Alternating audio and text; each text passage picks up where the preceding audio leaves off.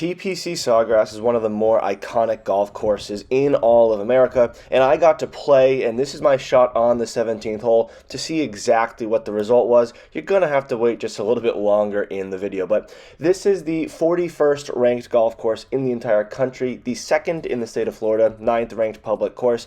But what a lot of people don't talk about is, it's pretty expensive to play here if you want to play here. So what I'm going to do in this video is fully break down my playing experience, the details of how we booked our tee time, how much I paid personally, some other things that are important to know, and if I think TPC Sawgrass is worth it for the price.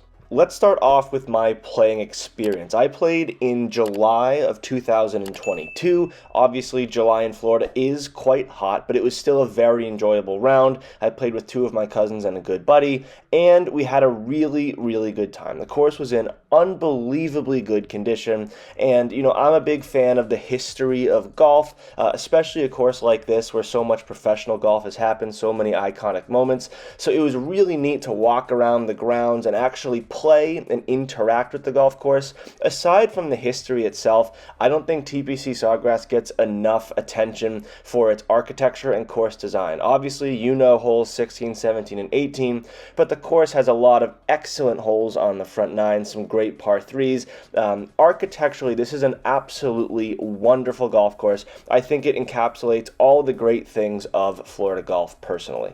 Now let's talk about how we booked our tee time, how much we paid, and how much you can expect to pay and what you can expect out of the tee time booking process. So we actually had a little bit of a special exemption into playing TPC Sawgrass because my cousin, who we played with, volunteered at the Players. He put in a lot of hours volunteering for the tournament itself.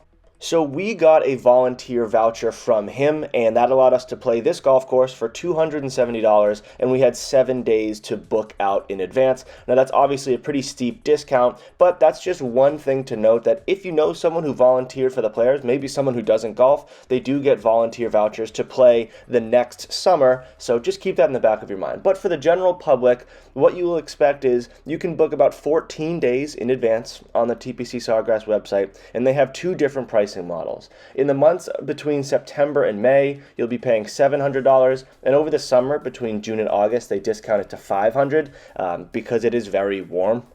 It is important to note that just because you can book 14 days out in advance doesn't mean you're going to be able to get a Saturday morning tee time at 8 o'clock. They're mostly picked over, and I really don't ever see any tee times in the morning. I believe our tee time was around 2:30, but most of them available are, between 2 and later up to 4, even 5 o'clock. And then the last alternate way that you can get a tee time at a slightly discounted rate is by their stay and play. There is a Marriott resort right on the property, so you can stay there and book way in advance, and that's probably one way that you can get a better tee time. And although you will be paying less at the golf course itself, you're obviously going to be paying more for your lodging. It's a pretty nice hotel.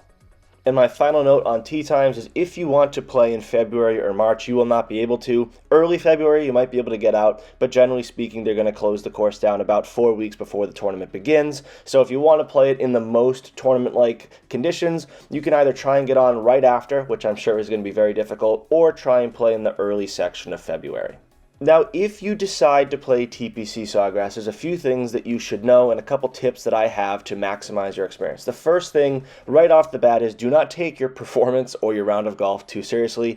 This is a very difficult golf course, both in terms of architecture and the condition you play. I'm an amateur golfer. I play a lot of municipal golf courses. The greens at TPC Sawgrass were absolutely wild to me, not only in how undulating they were, but how fast they were. They were the best greens I've ever played on, but boy, did I have a lot of three putts. So don't go expecting to shoot your career low, even if you're playing some pretty good golf. It is an awesome golf course where there are birdies to be made, but by and large, it is pretty tricky. So do not take yourself too seriously on the course, because if you make a bunch of doubles and triples, then you're just going to become upset and you're not really going to enjoy this once-in-a-lifetime experience.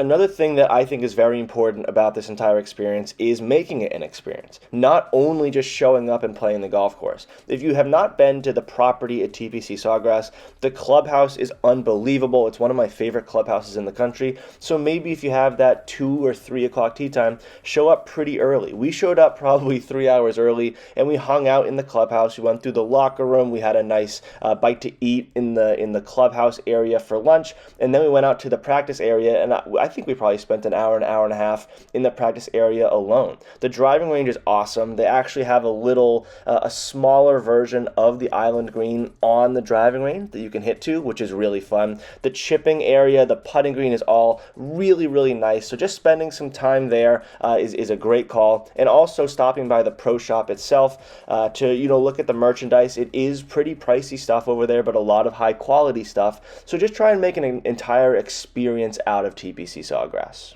Another fun fact that not a lot of people know about TPC Sawgrass is if it's your first time playing, on the first tee you will be given a bag tag, and you can put your name on the bottom portion of that bag tag. It also shows the island green. So if you make a birdie, you can put a 2 on it. If you make a 3, you can put a 3 on it. You can also, if you hit the green, you can ask the engraver in the locker room to put a little dot around where you hit your ball. So that's just a fun thing that not everybody knows about that TPC Sawgrass offers.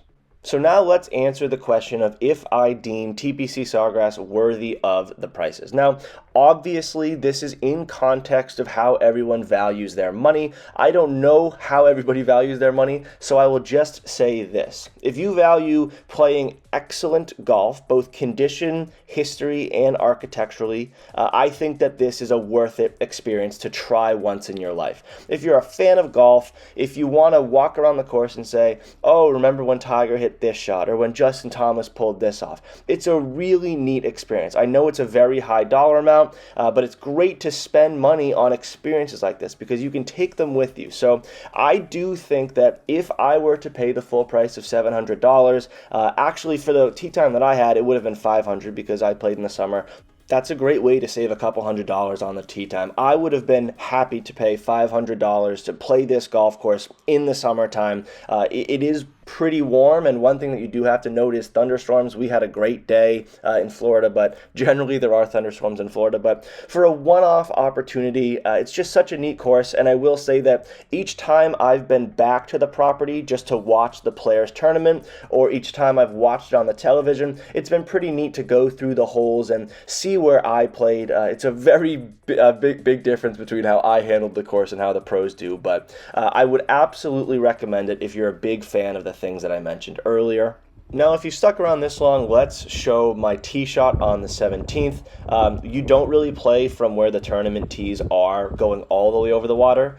Generally, you're going to play this left side. So I had 119 yards, hit a 51 degree, pulled it just slightly, and landed it on the left fringe, 2-putted from there. I'm going to end it on me snap hooking my drive left on 18 and my buddy heckling me. Go! Let me know about your experience in the comment section down below. And if you have any questions or comments on my experience, anything that I mentioned or failed to mention, please also leave that in the comment section down below. We read and reply to all comments on these videos. Thank you all very much for watching. Play well and take care.